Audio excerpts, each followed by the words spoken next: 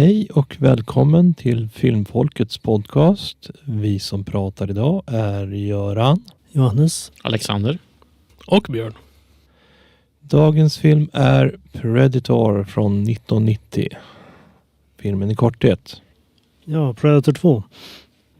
Året är 1997 och Los Angeles har förvandlats till en krigszon mellan tungt beväpnade gäng. Polisen Mike Harrigans metoder drar till sig uppmärksamheten både från gängen och från utomjordiska jägare som har gjort deras konflikt till sin jaktmark.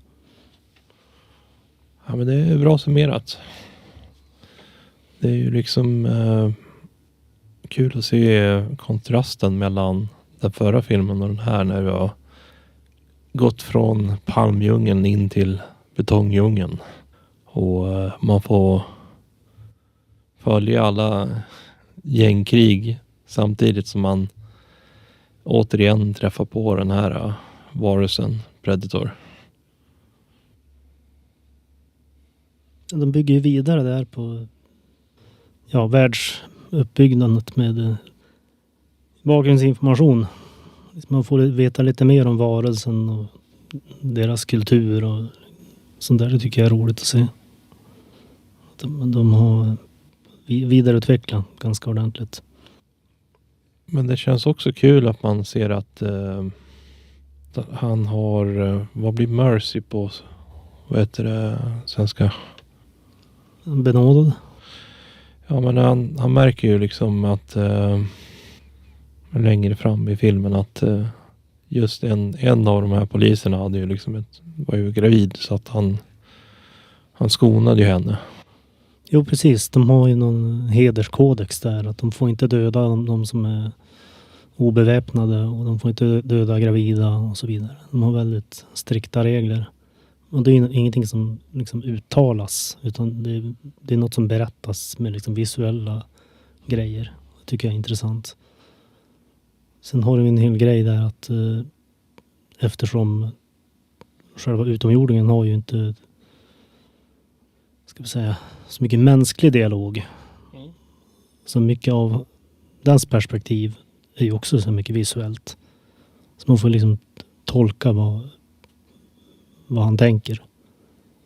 Och det är något som är väldigt effektivt visat genom de här kameravinklarna här, att man förstår att den här varelsen ser Harrigan i arbete. Här har vi något som är fascinerande. Här har vi ett värdigt byte. Och det är liksom det som är hans motivation. Ja, men det var ju som just den här hur ska man kalla det, typ han som trodde att han var någonting, att han sa att ja, men till just den där poliskonstapeln, ja men du är som ett lejon för den här varelsen.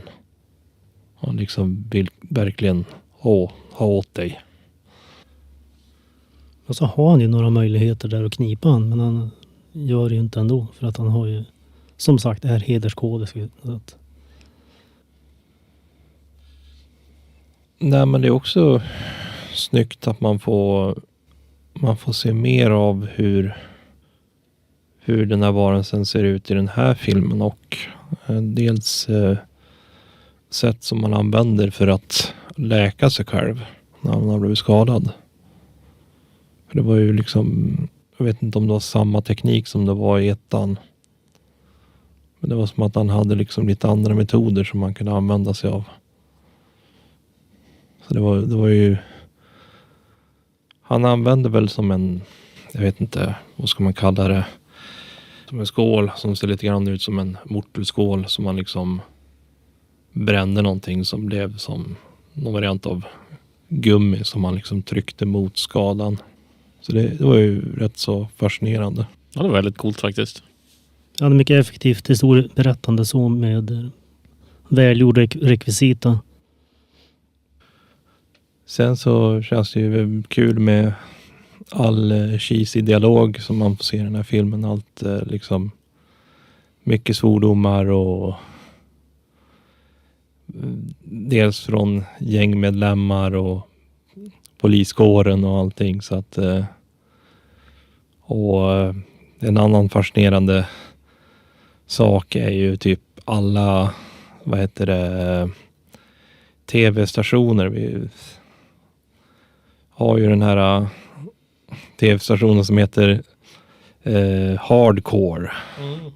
Som säger, ja men poliserna gör ingenting och se vad som händer och här har ni alla bevis. Liksom deras enda funktion är att rapportera om gängvåldet. De beter sig som hökar. Så fort de säger att det är någon våld på gång så kommer de hit, alla tv-stationer, för att filma. Ja, det är väl lite kritik av den typen av rapportering, om säger så. Filmen i sig är ju den typen av film som man har följd av sin tid. Med en fokus på den här rädslan. Den urrinna rädslan för gäng och innerstadsvåld. Och kampen mot droger och sånt där. Och just att det här som då utspelas i framtiden från perspektivet på publiken när filmen kom ut. Att det var liksom, så här kan det bli. Och liksom, och gör en överdriven actionrulle utifrån det. Den är ju, filmen har ju en del humor också, precis som ettan. Så ja, det är inte bara slafs och liksom så. Det känns ju också som att den här Predatorn är liksom alltid steget före polisen. För innan de ska på de olika brottsplatserna under filmens gång så har han liksom redan varit där och dödat antingen de här gängmedlemmarna. Och när de kommer dit då hänger de ju liksom i luften och det är bara med skinn och ben och inget annat. Han jobbar väldigt snabbt, om man säger så. Skådespelarmässigt så har vi ju Danny Glover då, som Harrigan och precis som i Lethal Weapon-filmen så är han ju en polis då och har sina konflikter med chefen när stans brottslighet ska tacklas. Och det är också en sån här arketypisk polisroll i den typen av film. Liksom, när det, den här innerstadsvåldsrädslan som var på tidigt 90-tal. Jag tycker det är en intressant liksom, kulturell artefakt. Så där ser man ju också i Demolition Man, men det är ju i princip en parodi på action-genren i sig. Men den har liksom samma upplägg där, att liksom LA Riot så spårar ur till nästan ett krig. Så att musikmässigt tycker jag det är intressant att de har lagt in lite sådana här latinamerikanska rytmer där tidigare filmen hade liksom krigstrummor inblandat med det här speciella ledmotivet som filmen har. Nej, men på tal om humor, alltså förutom den här comically relief-snubben som är i poliskåren så gillade jag ju den här damen som huvudkaraktären träffade på när han sa, ja men jag är polis. Och så sen sa hon, jag tror inte att han bryr sig. Ja, just det. Ja visst, det är lite sådana här roliga scener som dyker upp. Det är ju Bill Paxton där som spelar Jerry Lambert. Visst är det han som är med i True Lies också? Det är så länge sedan jag såg den. Han är väldigt bekant med den. För han beter sig samma som när han som säljer bilar i den filmen. Som raggar på Schwarzeneggers fru i den filmen. Paxton var ju också Hudson i Aliens. Så att vi har ju det också. Värt att notera att han är en skådis som har fått sina karaktärer dödade av en alien, en predator och en Terminator. I första Terminator så var han en gängmedlem. Fundera på vad kan gjorts annorlunda och övriga tankar om filmen. Och det är väl en sak som jag kom in på tidigare, så var det ju en scen i den här filmen som hade lite blinkande lampor. Ja, den här scenen på tunnelbanetåget där. Mm. Ja. Liksom det funkar i ögonblicket, men scenen blir lite utdragen. Jo, det är väl en av de, vad heter det, scenerna som jag tyckte kanske var lite så här småjobbig. Men annars så tycker jag att de har ju lyckats bra, och det är ju liksom intressant hur vilka typer av tekniker de använder och hur just värmekameran funkar i den här filmen kontra den andra. Och så sen man får se de här olika vapnen som man använder. Och huvudkaraktären som lyckades överlista honom med en av Predatorns egna vapen tyckte jag var coolt också. Så att det är mycket med den här filmen med tanke på att jag inte sett den tidigare. Så att det är intressanta saker. Jo, det är Bill Paxton som är med i True Lies också. För karaktären är väldigt lik varandra. Ja, han har ju ett visst sätt för sitt skådespel. Han har väldigt hög energi. Ja, jag ska väl säga att klanälsten av de här Predators i slutet, det är ju Kevin Peter Hall från första filmen.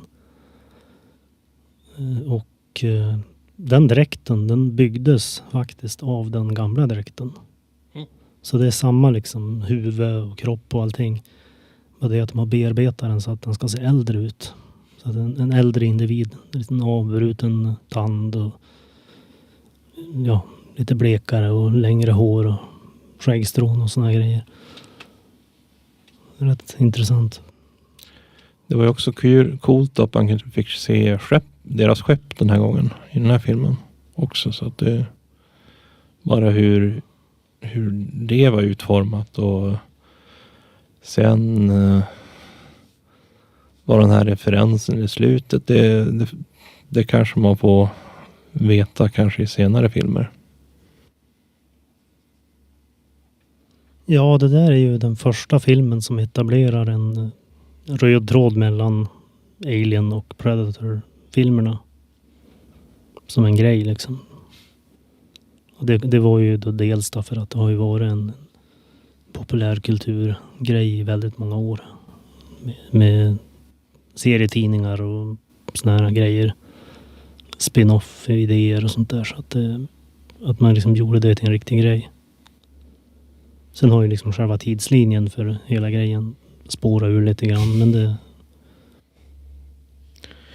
En av troféerna på skeppet var väl också ett kram från Alien. Ja, precis. Mm. Och så vill jag väl säga att Aliens vs Predator är väl ganska etablerat på ett sätt. Ja. Mm. Jag gillar den filmen faktiskt. Det var riktigt bra. Intressant att se de två slåss mot varandra. Mm. För de här aliens måste ju vara ett av de svåraste bytena. Eftersom att de är så duktiga på att adapta till situationerna. Mm. För de evolvar ju beroende på vilka de slåss mot också. Mm. Så de blir ju bara starkare beroende på liksom, om de möter någon som är starkare. Så om en alien föds från en predator så blir den ju betydligt mycket farligare än om den hade varit född från en människa. Vilket är väldigt coolt. Och det kan gå väldigt fort för aliens att ta över en planet. Oj. De förökar sig fort.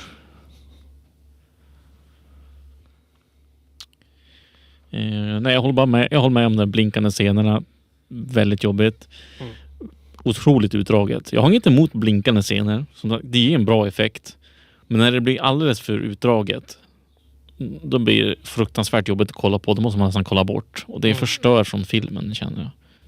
Det är så luddigt också. Man får inte ett riktigt perspektiv vad som händer. Det blir bara utdraget och svårt för ögonen. Ja, om de vill dra ut scenerna, då är det bättre att de har något foto typ utanför tåget. Mm. Och du ser liksom lamporna liksom lite mildare, att de blinkar liksom i tåget. Istället för att de alltid är inomhus i tåget. Och du är alltid där liksom precis uppe i lamporna. Mm. Så det finns sätt att komma undan det. Så ja. Svårt att filma såna här scener för att man ska få liksom rätt saker att synas i rätt ögonblick och sådär.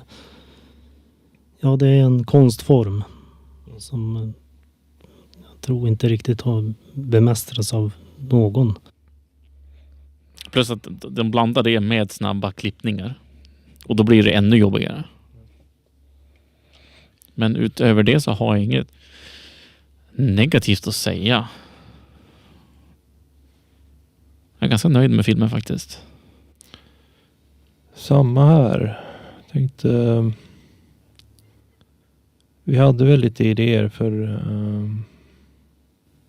nästa vecka. Kortfilmer. Så det är ju... Vi får väl kolla igenom vad vi skulle kunna kolla på. Antingen att vi...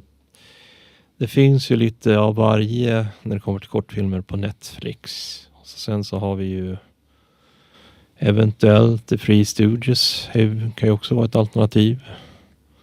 Annars är det väl bara att vi hittar någonting som vi kan kolla på här. Så ska det vara lugnt.